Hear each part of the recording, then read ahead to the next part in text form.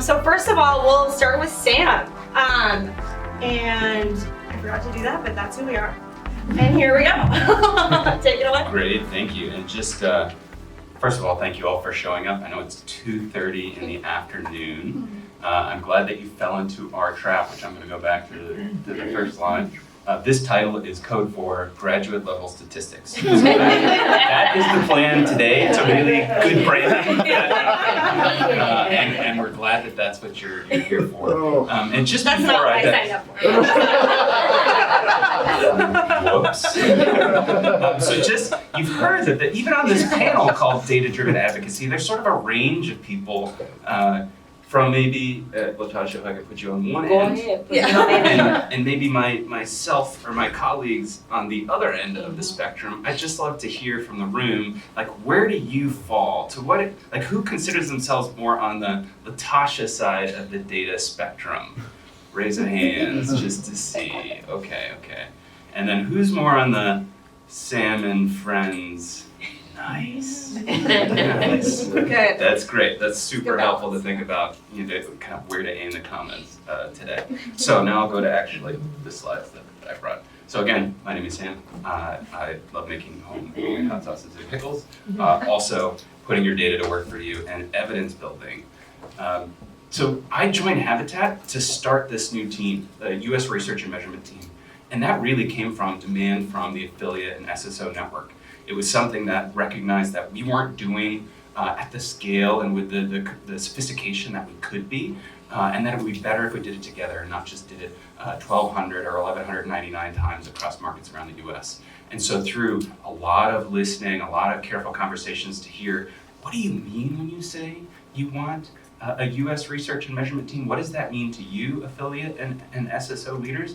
This is what we came up with. So hopefully this really, really resonates and it with you and is exciting. What our tagline really is that we're ultimately to improve and improve outcomes for families and communities in the US. And I would say that's at least in equal parts. That we need to be able to say, this is the difference we're making, and also think about how might we get better?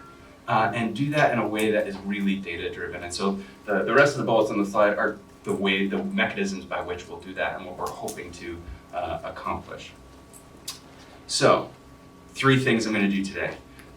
First is give you an update on what our US Research and Measurement team priorities, but specifically through the lens of what you all might care about in thinking about your policy and advocacy work.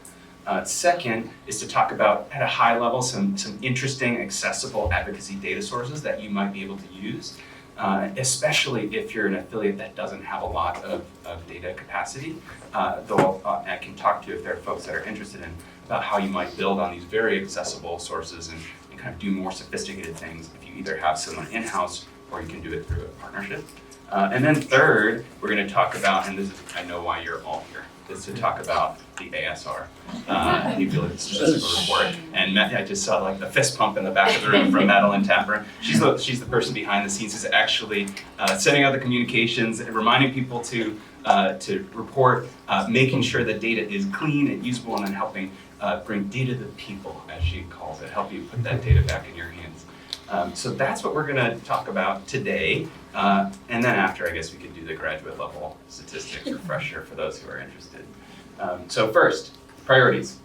3 things. Outcome measurement. Locally, in a way that's consistent nationally. Start with local, because that's where we're actually doing the work. Second, economic impact analysis. This was one of the most common things that we've heard affiliates doing, and saw them doing it in a million different ways, and each time having to figure it out themselves. So we figured maybe we could help you learn from your peers and build on what they've done and make it so that you can do one better, faster, and cheaper. And so that's the main topic I'll be talking about today, but I also want you to be aware of our third, not least but last priority, which is a research and learning agenda. This is, what are those critical questions for us to answer to help prove and improve our impact? And so through those 3 priorities, that's really our main focus in how we're bringing this function to US research and measurement to life. So I'm going to start now talking just about the economic impact analysis piece. So this is a snapshot from the Quick Start Guide that we're developing. It's currently under review. Maybe the folks in the front half of the room can read it. In the back half of the room may be a little more challenged to see it. But the idea here is that we didn't start with the long technical introduction. We started with, why would you even, what is this thing and why would you do it? And through the voices of actual affiliates and SSOs that have done it. So we have an example from a small affiliate, a large affiliate, and a state support organization saying, here's the thing that we were able to say after we'd done an economic impact analysis that we couldn't say before. And I'll read one example for you from Habitat for Humanity of Tennessee. In total, the contributions of volunteers, homeowners, and the institution's operations amounted to more than $107 million in economic activity and 1,200 plus jobs. Now that's the tweetable soundbite. There's a lot more behind that. And in order to use this effectively, we need to also help you unpack it. But we wanted to start with, what can you actually say at the end of the day? And then that's complemented by what you see on the right side, which is someone's reflection on, how well it worked. Were they able to actually put it to good use? What were the lessons that they learned? So that you can understand and begin to think about, do I want to do these? What is this thing? Do I want to do one? And then get into the how. After you've made that decision, that yes, this is what I want to do. So how we did that was by putting together a guide with these 5 steps. First, understand what it is. Learn what it's going to take, decide whether to do it in-house or outsource, and then learn how to actually collect the data, run the analysis, and then we're going to a painstaking amount of detail. We say Quick Start Guide, it's like 50 pages, but a quick 6-page tearaway version, 3 to 5 page tearaway version that's more visual, more accessible to help you get up to speed quickly, and then you can dig in where you want. We also have videos in production that will give you kind of a more friendly, different way to be introduced to the content. But this is, and then finally going into step 5, how to share your results, including templates. Customizable templates, these are versions 1.0, 2.0, there will be 3.0.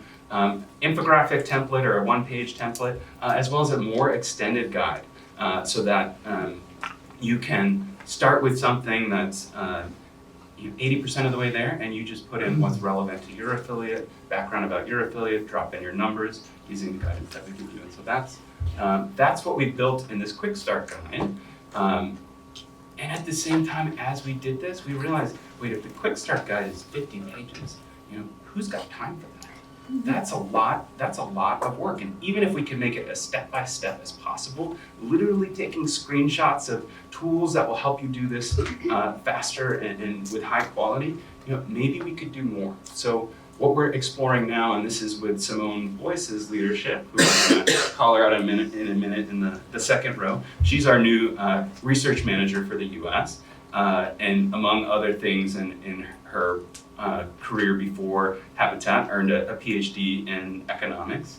And so what she's doing is testing this guide. She's actually going to look at how might we offer this out as a service to affiliates and to SSOs, and not for a fee, but just because you're an affiliate and an SSO and this would be valuable to you in your backyard. Now we're starting small because we want to work out the kinks, make sure that we can do it in a standardized, efficient way, and we'll then look at how we scale that service. So we're going a bit beyond the Quick Start Guide. You'll still have access to it, but this is something that you can use in conversations with lawmakers or other stakeholders in your community.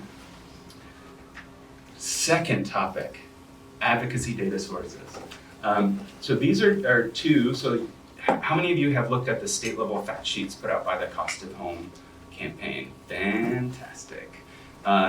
If you like those, you also might want the sort of national picture with some local data in it, which you probably have heard about the Joint Center for Housing Studies at Harvard and this report. If you haven't dug into it, you should. We also are a co-sponsor of that this year, which is phenomenal, that additional level of visibility, bring additional credibility and other voices to the table for the Cost of Home campaign. So this is like the dip your toe in the water version. Make sure you're at least looking at these. If you want to go a little deeper, you can think about a source like localhousingsolutions.org. Who's familiar with localhousingsolutions.org? Great, handful of people. So essentially what this resource is it was a working group of local housing practitioners from around the country, put this together in sort of led by NYU's Furman Center and Apt Associates, and put together this really comprehensive set of resources. There's so much in there. I would advise you find some time to just dig through and see what catches your attention. And on the data side, there's what they call a local needs assessment, or a housing needs assessment tool. And what they do is, this is the leftmost screenshot, they will actually suggest specific data points based on what particular issue you want to be able to ascribe the need for. So for example, adequacy of housing production, they suggest a few metrics. And the thing that I really like about this, besides that it was developed by practitioners, is that they're not overloading with that data points. It's a handful of the most telling, and they also do a nice job. This is the second graphic there. They give you example visualizations to how to present the data meaningfully. And then going even further on the far right, what you can't see or make out, but is there, are detailed instructions very explicitly of how to actually construct those graphs, including, if there's data, U.S. Census data that's in American Fact Finder, which will be retired soon, but there will be a successor to it. It actually points you to the exact table and gives you a link to that table, and then you just have to pick your geographic area that you're interested in, and you will get the data you need to put in the visualization format that you want to tell the story about that particular data point. So really very kind of step-by-step way, an accessible way to begin doing a housing needs assessment and pulling data on local housing needs. Second, just a quick poll. Selfishly, I thought this was really interesting. This was done, it's an excerpt from the Midland County affiliate, Habitat. They did their own housing analysis. And there are two things that I just want to see if people found it interesting. One is looking at how the change in the number of households, so renter households versus homeowner households, what that change had been, and depicting it graphically, and comparing that with the actual construction. So how many new homeowner units versus rental units have been built in that period of time. And just, they do a lot more than that, but just interesting graphic. And then complemented by looking at where those units were produced, like to what portion of the economic spectrum or income spectrum were they affordable, and that's what this table on the right, and looking at what's the gap for people, for example, at 35K to 50K a year. What's the gap in affordable units needed they did it for Midland County and for Midland City. So just interested, raise a hand who would find this data interesting for their local affiliate. Great. And that's pretty much everybody. So you find the data interesting, put your hands up again, and then I'll ask you to put your hand down if you already have that data. If you have it, so this is just to get who is interested and needs it. Okay, so that's still a good one. Thank you for that. Perfect. Last topic. Am I getting the 2-minute thing yet? Almost. Lots of time for the ASR. The affiliate statistical report. So this, for those of you who don't necessarily manage it for your affiliate, this is the quarterly report. It's really two. It's paired with the housing production report that you submit for each completed unit. But on the ASR, only recently did we begin asking about advocacy activities and really try to understand, especially in support of the Cost of Home campaign, what kind of public stances on state and local issues you all were taking on either for the issue or against it, and not just saying, I'm for affordable housing, but taking a stand on a bond referendum or a stand on land use regulation of some kind. So a specific policy, state and local, for or against, and publicly. So that's what we want to be able to capture, and what we ask for you to report on a quarterly basis. Questions on that? When you say publicly, can you Yeah. expand on that? Yes. Here's Three examples. Here's my my thought. So, because this just happened to us recently, part of a campaign to get something done in my state, but we didn't want to go public with it. I'm part of a statewide board, and so we're just targeting our legislators. So I happen to know 2 legislators pretty well. I sent them the information. They returned. They're going to now talk to the governor or commissioners. Would that count? Because it's not. Yes, Oh, it does. Okay, great. That'll be. I got the nod up front. Yeah, when we say public, that just means you're expressing it outwardly. Okay. But of course, the way you do that isn't going to be the same depending on the policy that it is, your political climate. So yeah, that would count. And so if you have more questions on that, Audrey and Madeline in the back, Wade, Madeline, can both help you. There's also, I'm going to tell you why, and then I'm going to tell you where you can learn even more. Why you should do this is the cost of home campaign. Imagine if we weren't able to tell people that we had already, just in FY 2019, 1.9 million people and over $17.2 billion leveraged. Imagine if we couldn't tell it, if that was just not reported. And also, imagine if there are things that you've done and you haven't reported, so that number could have been even bigger. So to be able to have this really strong, credible voice on the federal stage, at the state level, and to even reinforce how your local work ties to the bigger picture at the state and national level, God, this is the way to do it, is get it in this report, get credit for the great work that you're doing locally. That's also an opportunity to be featured on something like this map you see on the right, where it, just signature wins, I guess is what I would call it, and even be parts of case studies and people for generations looking back at the amazing work that you've done. And if you don't report it, we don't know, and you can't be part of this story in the way we wish you could be.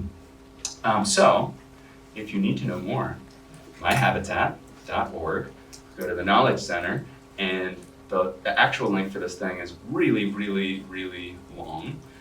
So I would suggest in the actual slide version of this, we'll make sure that there's a link and you can click on this. But if you're looking for it, just My Habitat search in the Knowledge Center, reporting advocacy on the affiliate statistical report. It'll give you to this amazing webinar that explains in great detail what to report, why, how, in more detail than you'd ever want to hear at 3 p.m. on a Tuesday. So that's your outlet for more information, or for your staff colleagues. And with that, I will hand it to you. All right. Great. What you're not gonna hear is about me giving you a bunch of numbers. And one of the reasons why is because Greta alluded to is I am not the data person at my affiliate. However, I do understand how data is so important to telling the story for what we do. My background for 10 years at our affiliate has been homeowner services. So I have an intimate relationship with data because I needed to know how many families have come through our homeownership program, how many have become mortgage ready, how many have completed classes, all of those things, who's gotten their home buyer's education certificate. So I'm reporting on monthly metrics that are fairly easy to count and report. Now that I'm in this position, advocacy is a totally different animal. It's harder to try to report a lot of these numbers. But our focus has been, number one, to use what we've been given. We had a analyst there for years who did amazing work at our affiliate. And we've been able to really leverage some of the work that she's already done. But we're going to talk about how do you do it without someone there dedicated to putting these wonderful maps together? A little bit about Dallas. We have a 41.2 homeownership rate. That is low. It is one of the lowest of all the big Texas cities. We have a median home price of $385,000. So depending on what part of the world you live in, some of you in San Francisco and New York and say, hey, Tasha, that sounds pretty good. In Dallas, that is high. You know, anything north of about 220 is out of reach for most of the clients that we serve. We're missing about 20,000 affordable units in Dallas. 6 out of 10 residents are renters. Remember this conversation about rental and why that's important to know your rental statistics. We're not just dealing with homeownership, but we're also dealing with rental when we're talking about affordable housing solutions. The median rental price is $1,750. That is high. 72% of renting households earning below $50,000 are severely cost burdened. Why do we like maps? They assist with telling Dallas's story of inequality. Dallas happens to be one of still the most segregated cities in the nation, in the fact that there is a huge racial inequality. Most of the wealth distribution in Dallas is on the north side of our city. Once you go south past the Trinity River, you will notice the income disparity among the people who live there. So there are very two different worlds between north and south. Most of our communities and our communities of priority are guess where? In the south. You won't believe we were at an event and a lady said, well, why don't you just build on the north side? Wouldn't that be easier? See, and you all can laugh at this because we share, you know, how silly that response is, right? Because our work obviously geared toward the South for the people who need it, right? Who are most vulnerable populations. This map right here talks about median income. And so the places in the darkest green are those with the highest levels of income. As you get toward the south, as you can guess, it gets relatively lighter. Over here you also see that, you see all the red, and I'm sorry I can't, my glasses are for up close, but I can't even see what that key is over there. But all the red, oh, thank you. Physical blight is in the dark red, is in the southern portion of our city. So income disparity and blight in the heavy red. So can you guess what the next map is going to show you? Oh. Finally, the next map. Can you guess what this is depicting? Race. Look, you guys are so smart. Race. In the bottom half of this map, which reflects the southern part of our city, is where most of Black and brown people live, which also displays the highest income disparity, lowest transportation, lowest homeownership rates, all in the lowest part of our city, in the southern sector. You also see the poverty rates in the darkest portion of that map. I wish I could blow it up bigger. But you see those with the most amount of poverty where? Southern part of our city. So why do we go through this work and try to map these statistics? The reasons why is what I alluded to earlier.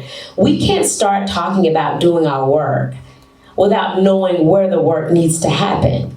So this kind of guides our areas of priority. The top 3 neighborhoods of priority interest to Dallas Habitat are Joppy, Bonton Ideal, and West Dallas, are all represented in the dark red portions of that map. So let's talk about West Dallas. It was unincorporated until the 1950s. It was very industrial, a lot of cement plants there.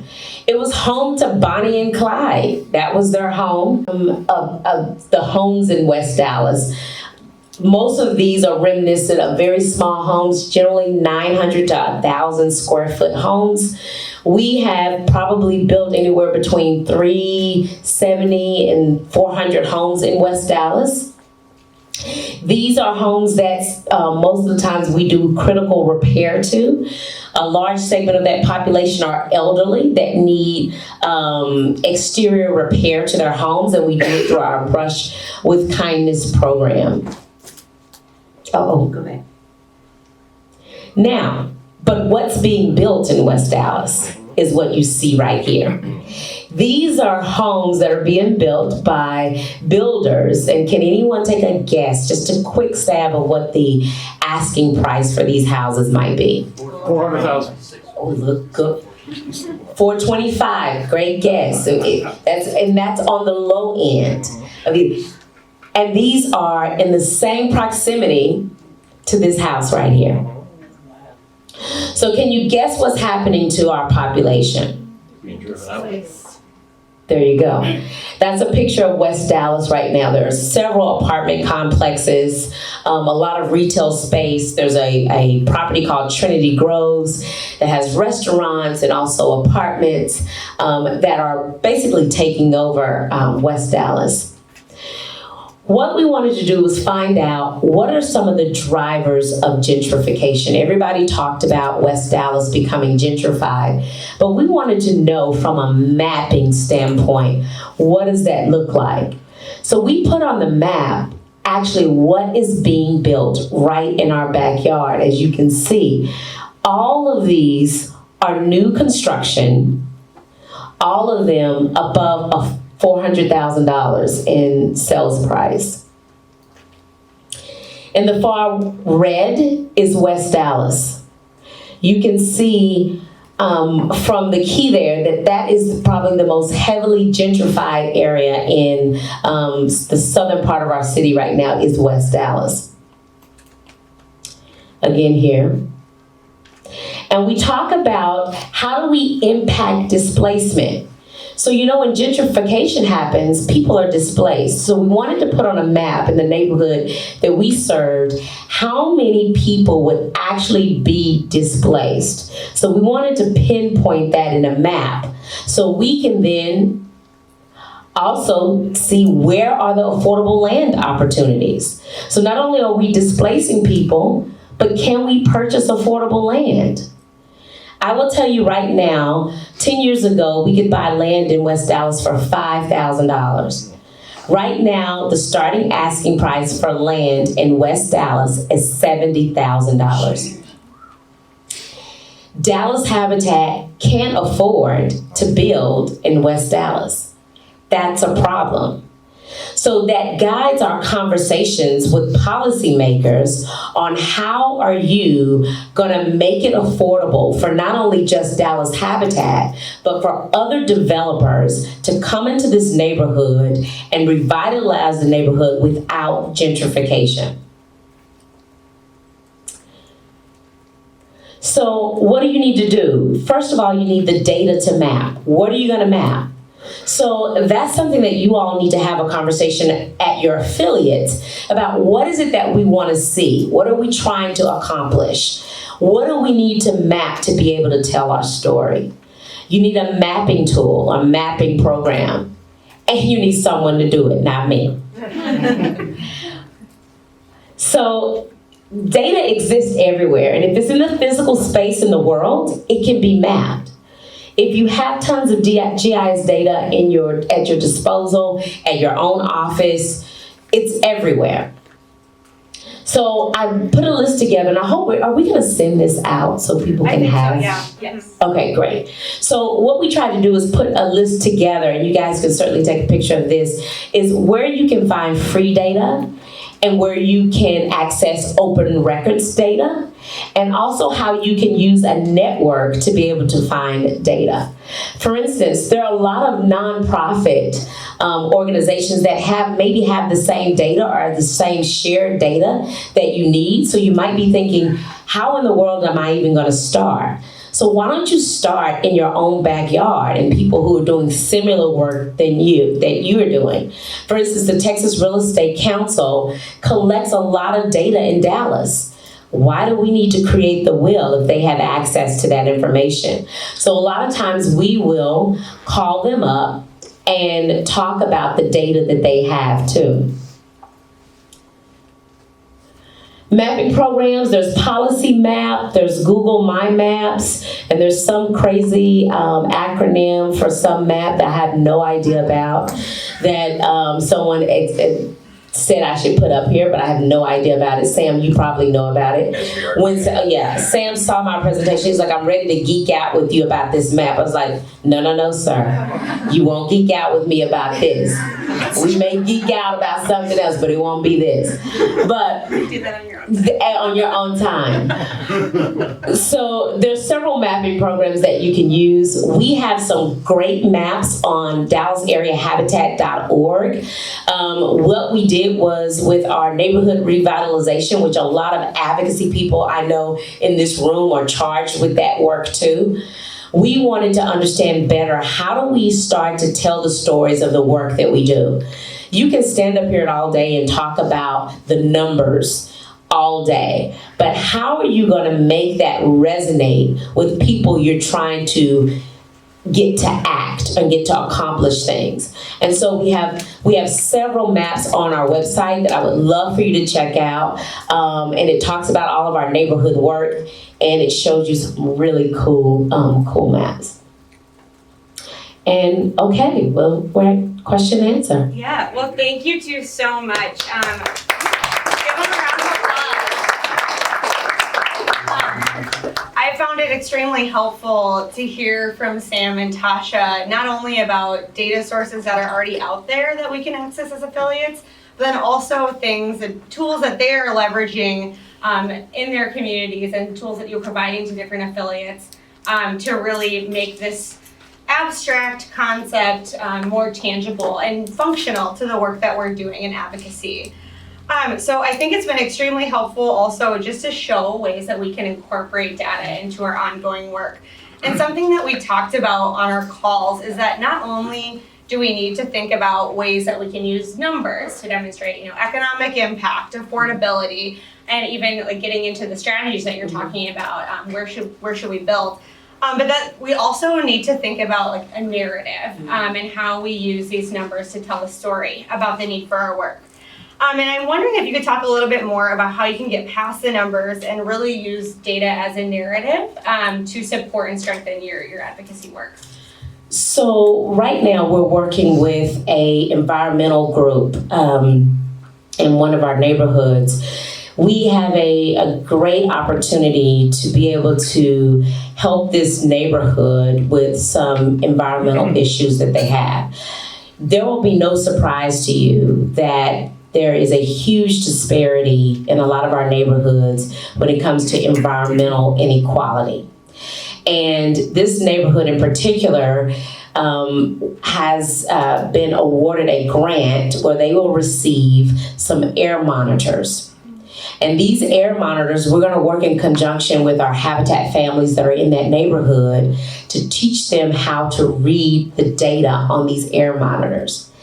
The technology is the first of its kind. It updates every few hours. And we're going to take the data because this neighborhood is riddled with particulate matter.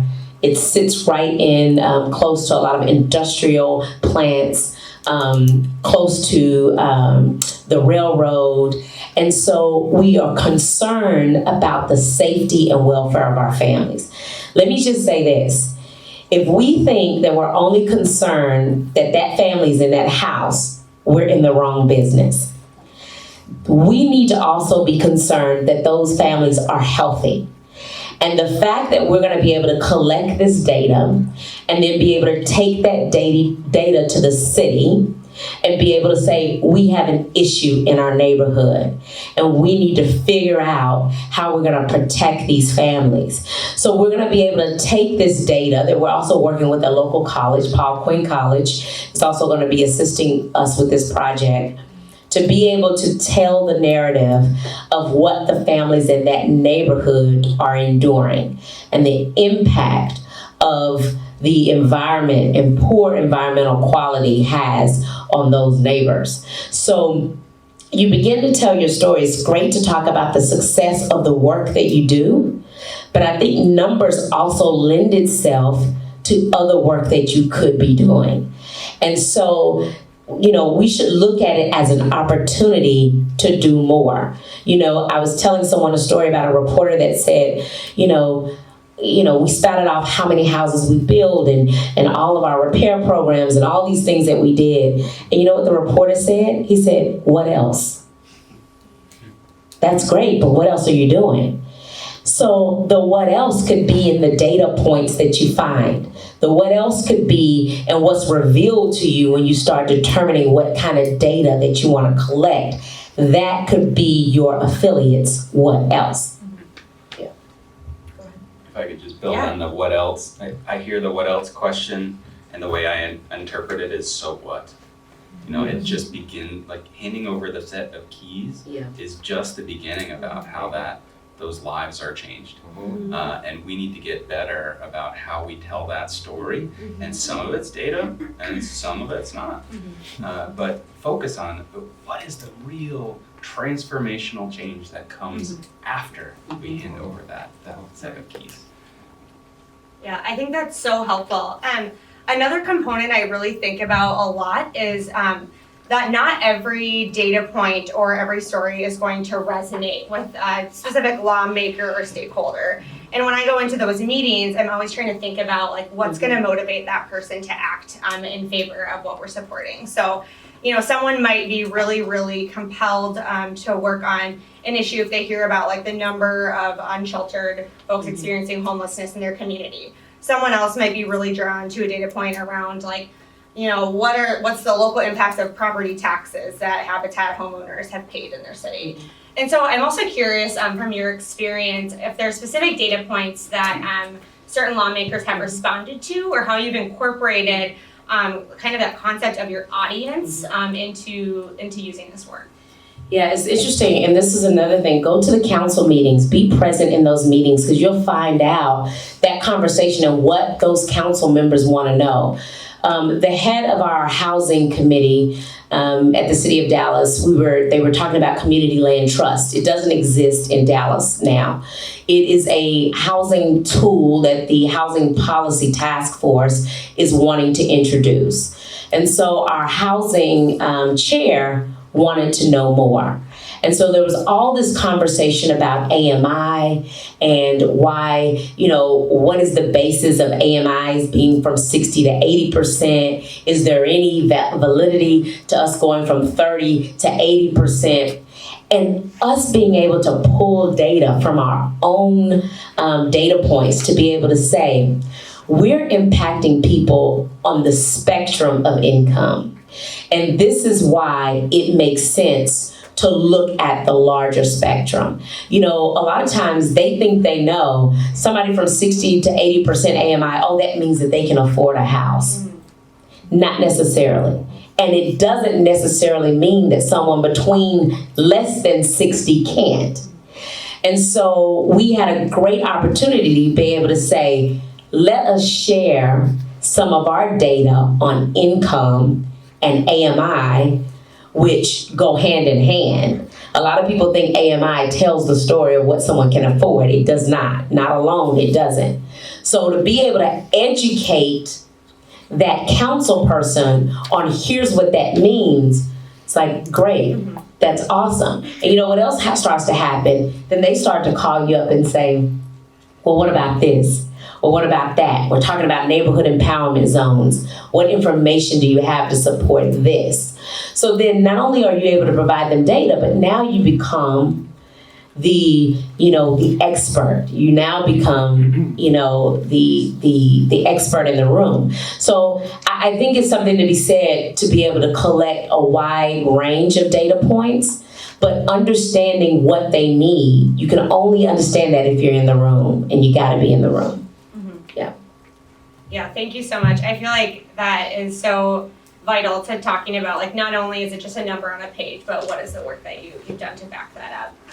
Another question, what I really think about when I'm thinking about advocacy and data is that there is just so much that we do that sometimes might seem untrackable or unreportable. And like, how do you use data to talk about the outcomes of your work and the impact? And I feel like, in the work on the ASR, we've talked a lot about like, how can we track number of people that a policy has impacted, or just the amount of funding that's been put into a neighborhood or community. And I'm curious if there are any other metrics that affiliates can start kind of looking at in their advocacy work that would be helpful to keep track of.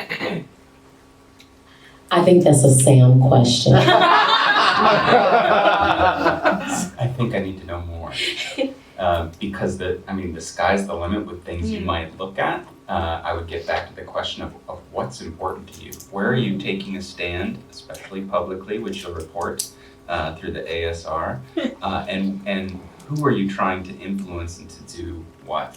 And so I think you can, there's that saying, numbers don't lie, but you can lie with numbers. I wouldn't lie with numbers, but you can tell the story, make the points that will resonate with a particular decision maker or decision makers that you are trying to influence to take a particular action. So I think that's like the general answer. And if there are particular things that people are interested in hearing more about, I'd be happy to answer that up here or talk after the fact. Great. And I think we'll also just take some time now if anybody has any questions for Sam and Tasha. Yeah, go ahead. Well, Tasha, the pictures that you showed, they're reminiscent of pictures that we sometimes show at our affiliate of an area of town that in 1982 was shacks, and it was, no sewers, no electricities, and back then it was no more shacks. And now we've been in that area for almost 40 years, and there are no more shacks. And we built that area up. And then so as you were showing me those pictures, I'm thinking, we're out there telling a story of that lift. When does that lift then, when does the story around the data start to become something that can be perceived, if I'm advocating, start to be perceived the other way, and how do I know that? And that's probably the kind of thing, Sam, that's the kind of guidance I think I could use too. Because I bet you I could probably go a little too far. Not using the numbers to lie about what's happening, but actually the numbers could be used against me, I guess. Well, I think it's always best for affiliates to get out in front of the numbers. Don't let someone else surprise you about what's happening in your own backyard. And I think that is so important because you are able to uncover things that you and your affiliate can say, how are we going to combat this? One of the things that we're doing right now, and I'm going to sound so smart when I say this, so just take this with a grain of salt. We are building a advocacy impact calculator. Okay, and so with the help of some consultants, and we're gonna bring Sam into that conversation, we want to figure out, is what we say we're doing really that impactful? I mean, really, we like to say, we've helped, how many times do we say, Miriam? We've helped over 1,700 people. We have a 95% success rate. We have all these great things that we spout out. But how can we really quantify what we're doing? And we're hoping that this advocacy calculator also helps us tell where we can be most helpful. When we put into the calculator how much those families in West Dallas are going to pay in property taxes over time is astonishing. And these same families that bought their house thinking that they purchased something that was affordable and sustainable are going to be on the verge of having to figure out where are they going to live. So we need to use that data to be able to say, listen, city, we need some sort of circuit breaker around these families in X group to protect them from the rise of property taxes. You'll only know that if you dig into the data that you're talking about. You're absolutely right. You see all these great things happening into that neighborhood, and the narrative becomes, look at what Habitat's done in West Dallas. But it also becomes, look at what Habitat has done in West Dallas. Right? Yeah. Great. I think the two things I would add is, as you're thinking about impact, and impact is a word that's sort of thrown around and used in a number of different ways. It's colloquially used to just say like the difference that we're making. Two other ways you might think about it is sometimes people say long-term outcomes. That's what we mean by impact. And then the other more narrow sense is like, what difference can be attributed to our activities? What can we say that we caused, and do so with a degree of certainty about the likelihood that we had that cause and that we made that change, caused that change, and the magnitude of that change. That sort of, depending on which kind of impact you're talking about, it's a different set of tools and a different bar to clear in order to be able to make that claim in a way that is credible and accurate. The easiest one, if you're just saying loosely impact and the difference we're making, okay. But if you really want to say we're causing this difference, and you're getting into what can be attributed to versus what you contributed to, that's where you really need some of these more rigorous evaluation methods, and to really unpack what can we say, like what kind of change can we say we caused. And with advocacy, it gets even trickier, because when you're getting a little wonky, your unit of analysis is a policy change in this area. How are you saying, what might have happened in the absence of that particular policy change? Gets complicated really fast. And there are ways to do that, and that's one of the issues that we'll be unpacking, is to what extent do we want to be saying we contributed to this versus it can be attributed to us. How rigorous do those numbers need to be? What degree of certainty do we want versus just a good faith estimate with a number of simplifying assumptions? Yeah, and I think we've also just talked about how the entire field of advocacy struggles with telling the story. And so we're definitely not alone, and at the same time we're all very excited about this, the innovation like an advocacy impact calculator, right? Yeah. And to think about how something like that could help us through an analysis that at times is really, really tricky. Yeah. And so I feel like that's a great way of creative thinking to get around this.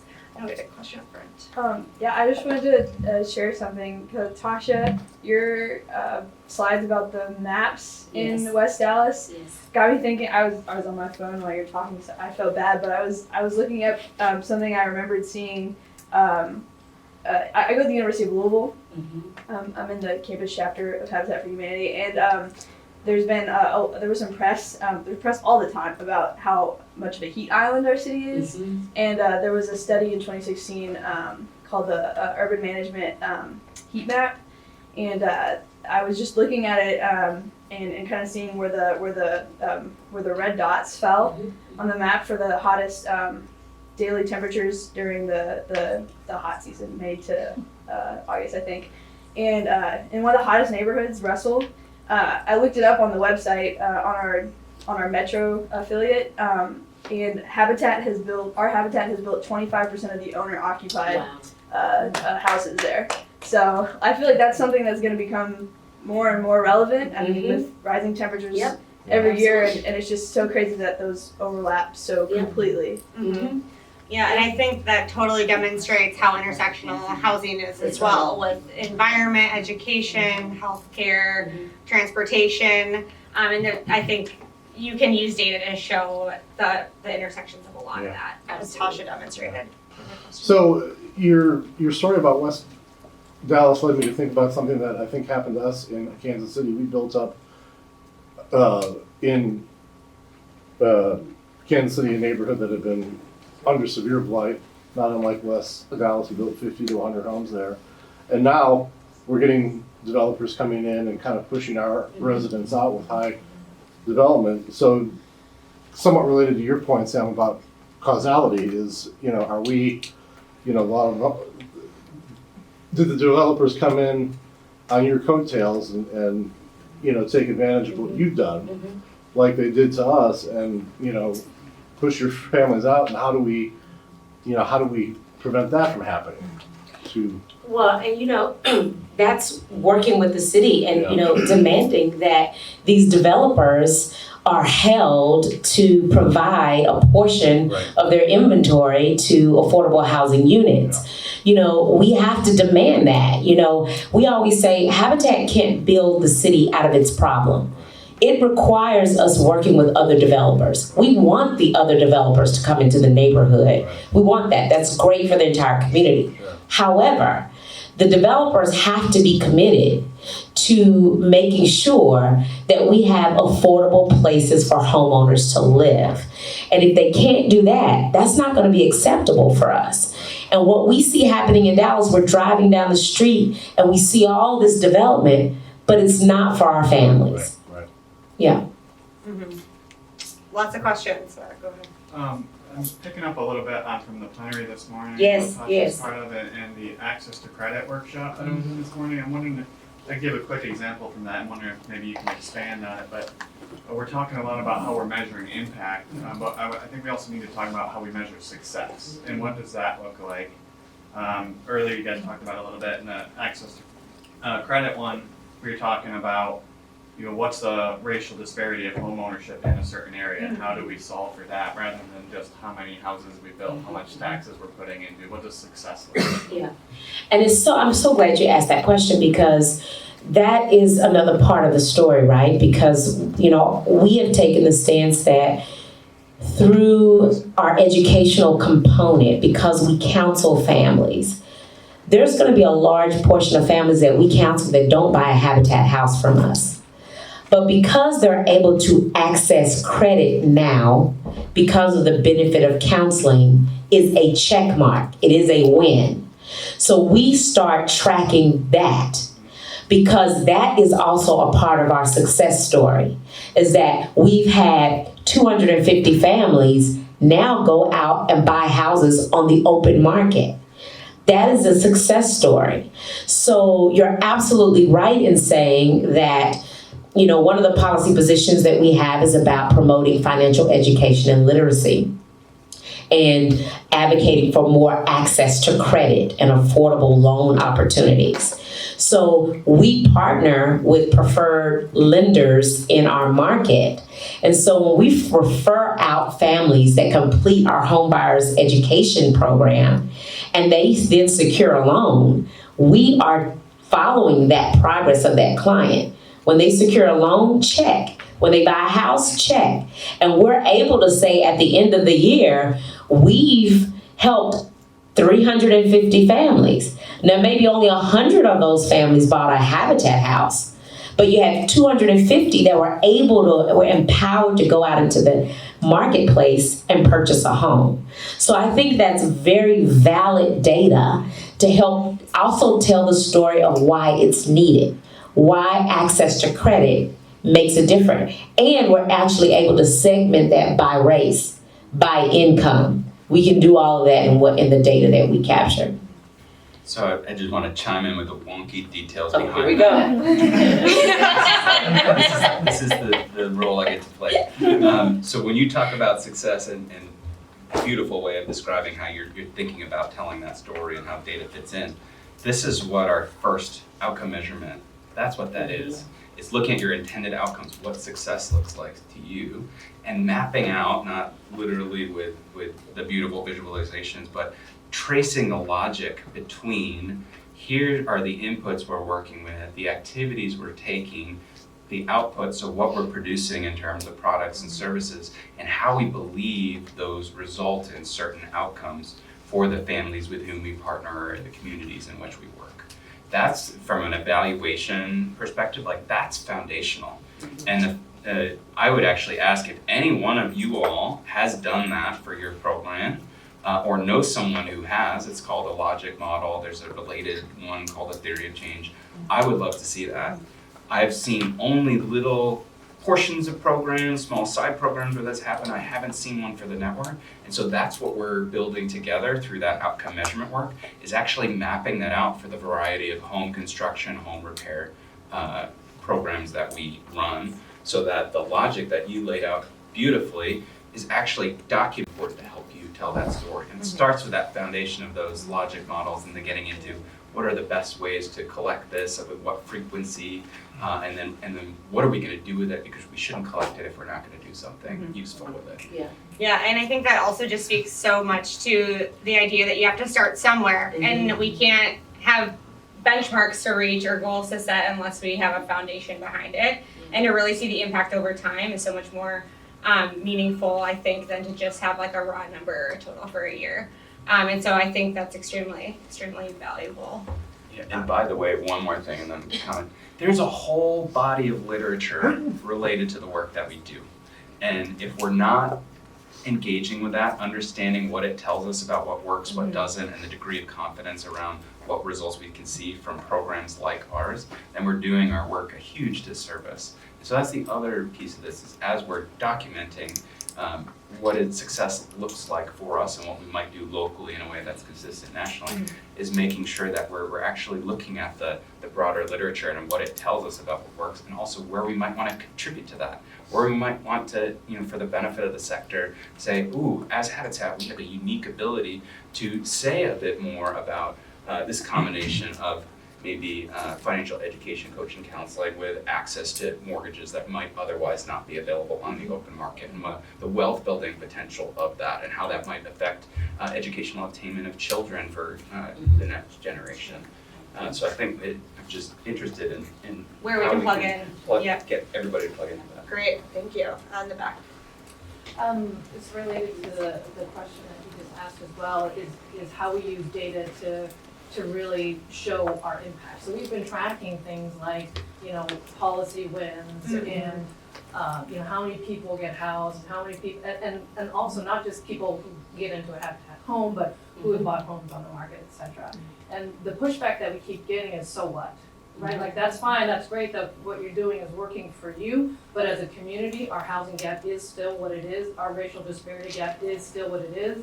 So not only do you have to prove like your impact, you have to show that as, in the community, you're driving impact more than if we were to reallocate resources and put resources elsewhere. And so there's this huge push to go away from homeownership or Habitat funding, because we only build 20 homes a year, to LIHTC funding. The focus is we gotta close that gap. But it's because of these other market forces and just population growth in Charlottesville that's causing these, even though we're building and building and building and building, it's not making an impact at that macro level. Totally. And so have you seen other affiliates successfully kind of push back against that dialogue and that narrative using data? Sam? Some idea, and this is where I think if we're only counting how many keys we're handing over, we're doing the work a disservice, because there's so much more that's there that, one, we should explore and make sure that we're having we're driving the outcomes that we believe we're driving. And so what I would say there is it's depending on who you're talking to, what is it that is going to be important to them in the outcomes that you drive? Because if you look at the core Habitat model, how is that different than affordable rental? There's a wealth building component, and not even ignoring the potential for home value appreciation, just the forced savings mechanism of they are paying down a mortgage and building that equity over time, and that is equity that they can then tap into later on if they need to, that they can pass on to their children. And that's where, when you look at what moves families forward from lower ends of the economic spectrum to higher ends across generations, it's that ability to build wealth and pass it along.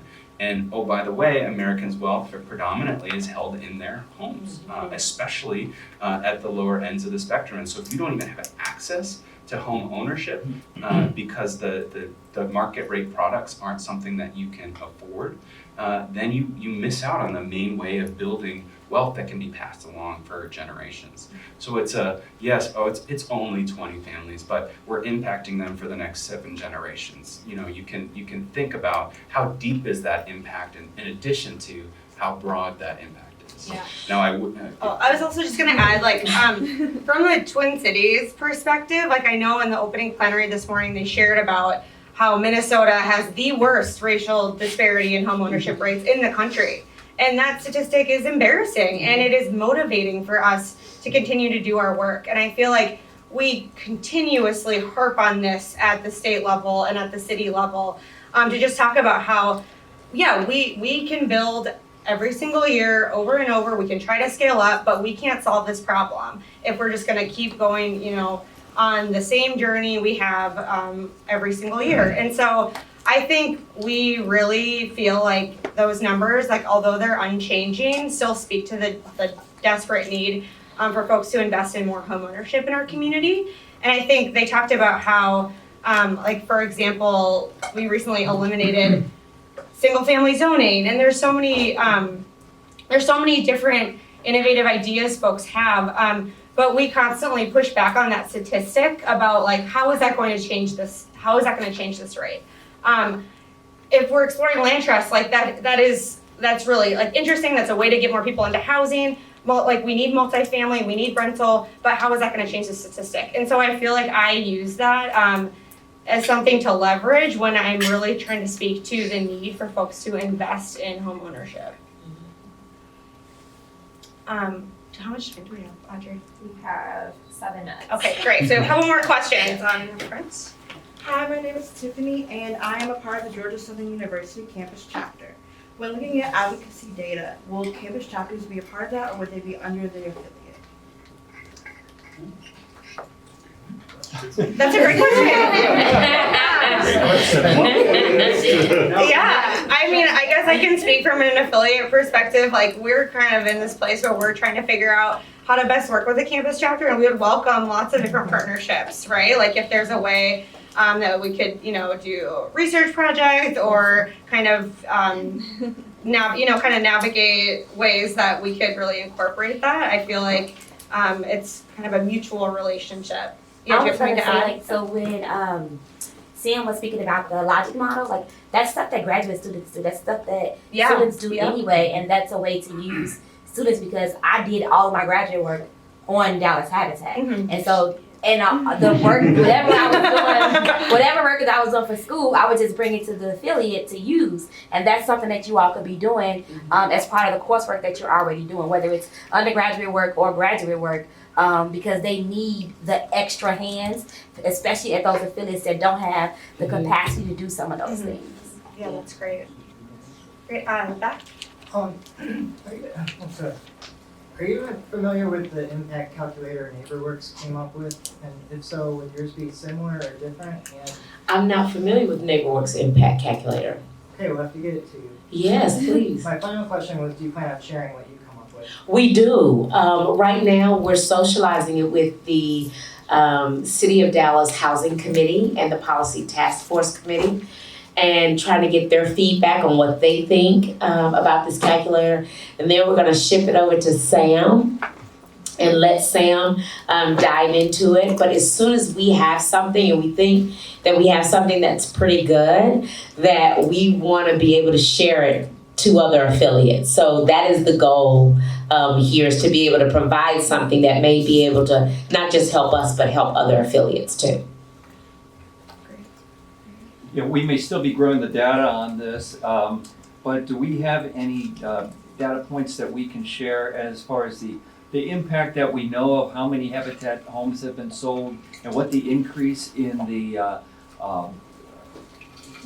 wealth that we say they're going to accumulate, and homes that have been sold that were Habitat homes and what they were sold for as far as profit or loss? So we have number of homes built for going back quite a few years. We do not nationally have the numbers around what they might have been sold for, what the current value is versus what they're purchased. We don't have that yet. Those are the kinds of things that we're considering as we're looking at what are the intended outcomes tied to that, in particular home construction.